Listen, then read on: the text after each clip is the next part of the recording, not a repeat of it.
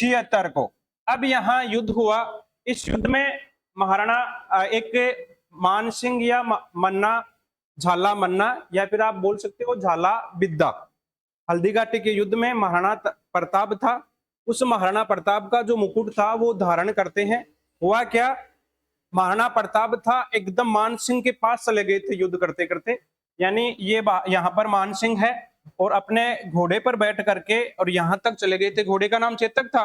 और जैसे यहाँ तक गए तो उनके घोड़े ने हाथी की सूंड के ऊपर पैर रखा और महाराणा प्रताप ने उनके ऊपर वार किया तो महाराणा ये मानसिंह थे वो तो क्या हो गए नीचे। इनका जो हाथी को चलाने वाला था महावर, वो इसमें मारा गया, ठीक है, इस हमले में, ठीक है ना।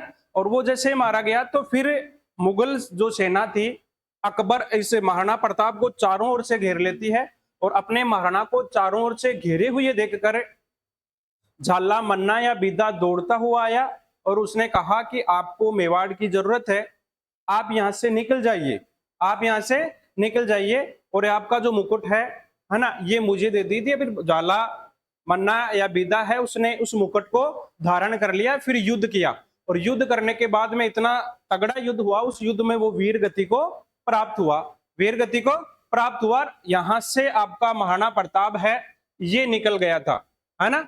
और जब ये निकल गया तो फिर ये अपनी राजधानी बनाता है चावंड को। अब हमेशा के लिए जंगलों में घूमता रहता है, इसमें जंगलों में, यानी इसका हर चीज है वो छीन ली गई थी। पूरा का पूरा मेवाड़ था अकबर के हाथों में था।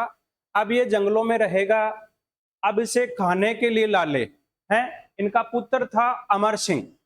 अमर सिंह छोटा था, उसे भूख लगी, महाराणा है ये तो कैसे भी अपना कुछ भी करके खा पी करके और अपना काम चला रहे थे।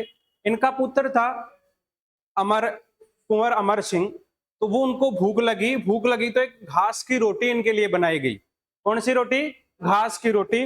और जब इनके लिए घास की रोटी बनाई गई तो एक बिलाई यानी वन बिलावड़ो, ठीक है ना, एक बिलाई आई और वो बिलाई उसको रोटी को छीन करके लेती हुई भाग जाती है। इससे अमर सिंह रोने लग जाता है, ठीक है ना। और जैसे ही अमर सिंह को रोते हुए देखता है महाराणा, तो उसका दुख है वो प्रकट होता है कि यार मेरा पुत्र है, इसके जो रोटियां थी वो तो नसीब नहीं थी, एक घास की रोटी थी, वो रोटी भी आज मुझे इसको नहीं नसीब हुई। और इसने एक मेवाड़ से एक पत्र लिखा अकबर को। किसको पत्र लिखा था?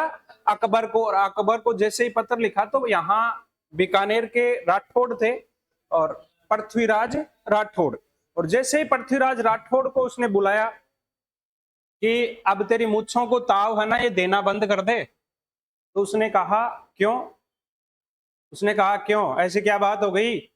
अभी सभी राजपूतों ने आपकी अधीनता स्वीकार नहीं की है, मेवाड़ वाले हैं, मेरे ससुराल वाले, आप ऐसा न करें, है ना। तो उसने कहा आज मेवाड़ की पाग है वो भी मेरी जूतियों के नीचे है। मेवाड़ की जो पगड़ी है ना, तो हमेशा मेवाड़ मेवाड़ करता रहता है, वो पगड़ी भी आज मेरे नीचे। उसने कहा ये देख, आकर के आराम से पढ़ ले। तो उसने पढ़ा तो उसने मना कर दिया कि मैं विश्वास नहीं करता, इस आपकी जो बातें हैं इन बातों के ऊपर मैं बिल्कुल ही विश्वास नहीं करता, और मुझे आपकी अनुमति हो, आप मुझे अनुमति दें तो मैं एक बार पत्र लिख के वो अनुमति दे के कंफर्म करता हूं कि उन्होंने लिखा है या नहीं लिखा।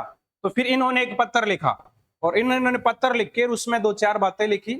मुझे लगता है आज अब सिंह यानी शेर है वो गादड़ियों के साथ में रहेगा, और बादल आपका जो सूर्य है या फिर चांद है वो बादलों के पीछे रहेगा, है ना, ढका हुआ, है ना।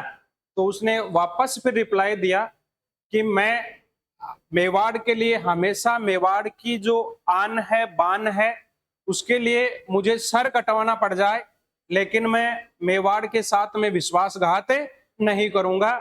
मेरी तलवार है हमेशा मुगलों के गर्दनों के ऊपर चलती रहेगी, है ना।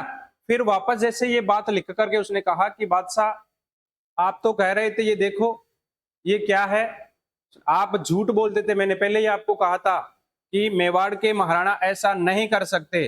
फिर उनको लगा कि यार रियल में तो ऐसा हुआ, और फिर हमेशा पृथ्वीराज है ये ऐसे करता रहता था, आराम से मस्त रहता था, ठीक है ना। ये आपके मेवाड़ के महाराणा थे। ये आपका हल्दीघाटी